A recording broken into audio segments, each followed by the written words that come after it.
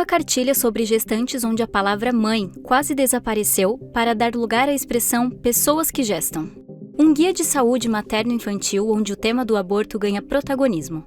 Essa é a nova caderneta da gestante, atualizada pelo Ministério da Saúde em 2026. Durante anos, esse documento foi um símbolo de celebração e um registro carinhoso da gravidez de uma mulher. Mas isso parece ter mudado radicalmente na nova edição. Para muitos, não foram só mudanças estéticas, mas uma tentativa de alterar a própria linguagem que define o que é ser mãe no Brasil. A impressão para muitos é que a nova caderneta, desde a capa até as últimas páginas, transmite uma sensação confusa. A ideia de que, ao descobrir que uma mulher está grávida, a primeira reação que vem à mente não é mais um parabéns, e sim um sinto muito. É hora de entender o que mudou de fato nessa nova versão feita pelo atual governo e por que ela tem provocado indignação entre famílias, mães, médicos, enfermeiros e ativistas. O Ministério da Saúde lançou em 12 de maio uma nova versão da caderneta da gestante, que conta agora, além da versão em papel, com uma possibilidade de acesso virtual por meio do aplicativo Meu SUS Digital. Mas a principal notícia não foi sobre essa funcionalidade tecnológica. Do ponto de vista de alguns médicos, a nova caderneta da gestante trouxe novidades bastante preocupantes em relação ao seu conteúdo. Pela primeira vez, um documento voltado ao pré-natal passa a incluir um capítulo com informações sobre o aborto. A nova versão também substitui os termos mulher e mãe por expressões como pessoas que gestam. Quem comparou a caderneta atual com a edição de 2022 já percebeu uma diferença logo na capa. O material anterior continha cores vibrantes, ilustrações de gestantes e corações, elementos que transmitiam a alegria da espera.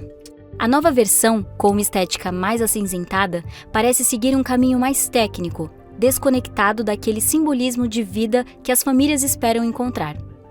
Também chama a atenção na nova caderneta que não há ilustrações do bebê dentro da barriga materna, algo bem presente na versão anterior. Mas se a mudança visual já causou estranheza, foi a alteração na linguagem do documento que chocou mais. Na nova caderneta, a expressão pessoa que gesta aparece 15 vezes. A intenção oficial seria a de desbinarizar, buscando incluir identidades diversas. O uso dos termos mulher e mãe foi drasticamente reduzido. Em um documento que deveria celebrar a maternidade, a palavra aparece apenas 5 vezes, sendo que em uma delas é apenas parte da expressão mãe ou pai de santo. Até mesmo as palavras aborto e interrupção da gestação, somadas, aparecem mais vezes na caderneta do que o termo mãe. E essa é outra grande mudança, a abordagem sobre o aborto. Enquanto a gestão anterior focava na proteção da saúde materna e no desenvolvimento da criança, a nova edição traz orientações sobre o aborto legal. O médico obstetra, Rafael Câmara, pontuou em um programa da revista Oeste que essa caderneta é entregue à mulher que já está fazendo pré-natal. Ou seja, ela já está em uma fase adiantada da gravidez. Mas o pior de tudo, dentre várias bizarrices que tem nessa caderneta, é se falar de aborto, se orientar a fazer o aborto, como fazer o aborto, situações que se faz o aborto, como procurar a justiça para fazer o aborto. Isso a gente está falando de uma caderneta da gestante. Eu sou obstetra, para ficar clara a situação, médico obstetra. Tá? Então, quem faz o pré-natal, a caderneta da gestante, ela é entregue para quem está fazendo o pré-natal. Ou seja, esta mulher, esse casal, já decidiu ter o filho, já está fazendo o pré-natal, já está muitas vezes numa fase adiantada da gravidez. Qual o sentido que se tem? Essa verdadeira obsessão do governo Lula, do governo do PT por aborto. O que é mais absurdo é que na campanha eleitoral de 2022, quando se foi falar que o Lula, que o PT defendia a despenalização do aborto, era a favor da liberação do aborto, foi proibido se falar isso. Agora a gente tem uma caderneta da gestante para quem está fazendo o pré-natal que estimula, mostra situações, inclusive na parte de risco materno, coloca situações que não são situações para se fazer aborto. Então, tecnicamente, uma caderneta muito ruim, né? Não sou eu que estou falando isso, não. Várias instituições, inclusive a FEBRASGO, Federação Brasileira de Ginecologia e Obstetrícia, que se manifestou em 2018 a favor da liberação do aborto, fez uma nota dizendo que a caderneta ela tem problemas sérios. Ainda segundo o médico, a caderneta é tecnicamente falha e conta com apenas um obstetra entre os especialistas que assinam o documento. Ele também aponta que o conteúdo da caderneta traz expressões que deixam margem para interpretações equivocadas. Um exemplo é o trecho em que o documento abre brecha para o aborto fora das possibilidades não punidas pela lei. Se você se sente mal, constrangida ou percebe que não desejava a relação sexual que resultou nesta gestação, procure a equipe da UBS. O aborto, ou seja, a morte de uma criança no útero, é crime no Brasil, não punido em casos de gestação decorrente de estupro, risco de vida da mãe e quando o bebê sofre de anencefalia. Para quem defende a proteção da vida, ver esse tópico em um guia que deveria ser de proteção à gestação foi um sinal de alerta. Ao apresentar o novo documento no Instagram, o ministro da Saúde, Alexandre Padilha, conta como a novidade de uma caderneta digital pode ser benéfica caso a mulher entre em trabalho de parto e não tenha o documento físico em mãos. É como se fosse uma nova Bíblia da gestante brasileira, para instruir, orientar e garantir o cuidado. É o melhor pré-natal que a gente pode oferecer, o melhor cuidado no parto e no puerpério, falou o ministro. Para a oposição, o Ministério da Saúde, em vez de oferecer suporte à gestação, abre mais espaço para o aborto, enquanto retira esse espaço da própria palavra mãe. Deputados da oposição protocolaram na Câmara 3 projetos de decreto legislativo para suspender as mudanças promovidas pelo Ministério da Saúde na nova Caderneta Brasileira da Gestante. A proposta questiona as alterações feitas pelo governo em trechos do documento.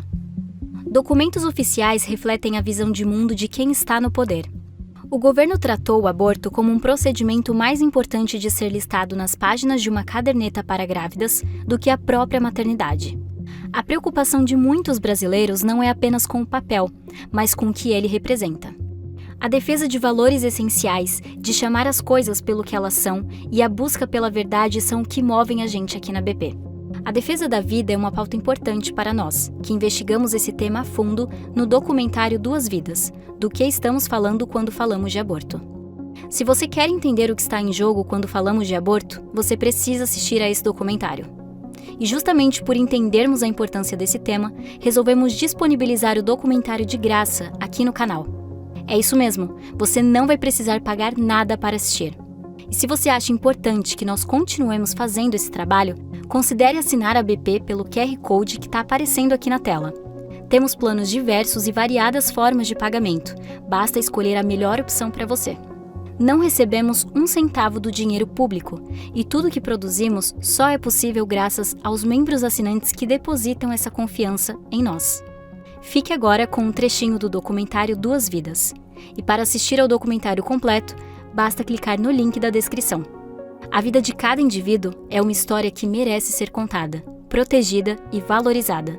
Nós contamos com você, muito obrigada por assistir e até breve. Chiara foi uma jovem italiana que abraçou a missão de ser mãe. Nas 3 vezes em que engravidou, ela teve que se doar de maneiras que jamais imaginou. Durante sua primeira gestação, os exames apontaram que sua filha nasceria com anencefalia. Os médicos recomendaram o aborto, mas Chiara e seu marido decidiram levar a gravidez até o fim. E Maria è nata. Nel momento in cui l'ho vista, so che è stato un momento che non dimenticherò mai. Maria Grazia Letícia viveu apenas meia hora após o parto. Quello che posso dirvi è che quella mezz'ora non mi è sembrata affatto poca. È stata una mezz'ora indimenticabile. E se io avessi abortito, non penso che potrei ricordare il giorno dell'aborto come un momento di festa, un momento di cui mi fossi liberata di qualcosa. Penso che sarebbe un momento che cercherei di dimenticare, un momento di sofferenza grande. Il giorno della nascita di Maria invece potrò ricordarlo sempre come uno dei più belli della mia vita. Em sua segunda gravidez, foi descoberto que seu filho, David Giovanni, sofria de má formação e nasceria sem as pernas. A criança também viveu poucas horas. Mesmo com a tristeza de ter perdido 2 filhos, o casal não se deixou abater. Chiara acreditava no profundo valor da vida que ela carregou por 2 vezes em seu ventre. Quello che voglio dire alle mamme che hanno perso dei bambini è che io voglio dirgli: noi siamo state mamme, abbiamo avuto questo dono. Non conta il tempo, se 1 mese, 2 mesi, poche ore. Conta il fatto che noi abbiamo avuto questo dono. E non è una cosa che si può dimenticare. Foi com grande alegria que ela descobriu sua 3ª gravidez. Durante os exames, nenhuma complicação foi detectada e tudo indicava que Francesco Petrillo nasceria bem. A notícia ruim veio quando Chiara foi diagnosticada com câncer. Todos os médicos afirmavam que ela teria que se submeter a um longo tratamento para curar a doença, porém esse tratamento colocaria em risco a vida de Francesco. A maioria das pessoas aconselhou Chiara a fazer o tratamento, mas ela só via uma única opção: priorizar a vida de seu filho. Em 30 de maio de 2011, Francesco nasceu. Chiara deu início ao tratamento contra o câncer, mas a doença havia evoluído de maneira irreversível, se espalhando pelos pulmões, fígado e para o olho direito. Ela se recolheu para cuidar de seu filho na casa da família, próximo ao mar. Em 13 de junho de 2012, aos 28 anos, Chiara Corbella Petrillo morreu. Seu exemplo de fé inabalável comove, até hoje, todos que conhecem sua história, e sua carta, deixada para o pequeno Francesco, revela o quão transcendente o amor de uma mãe pode ser. Vou ao céu para cuidar de Maria e David. Você fica aqui com papai. De lá, eu rezarei por vocês. Meu filho, você é especial e tem uma grande missão. O Senhor o escolheu, e eu lhe mostrarei o caminho a seguir. Se você abrir seu coração. Confie em mim. Vale a pena, mamãe.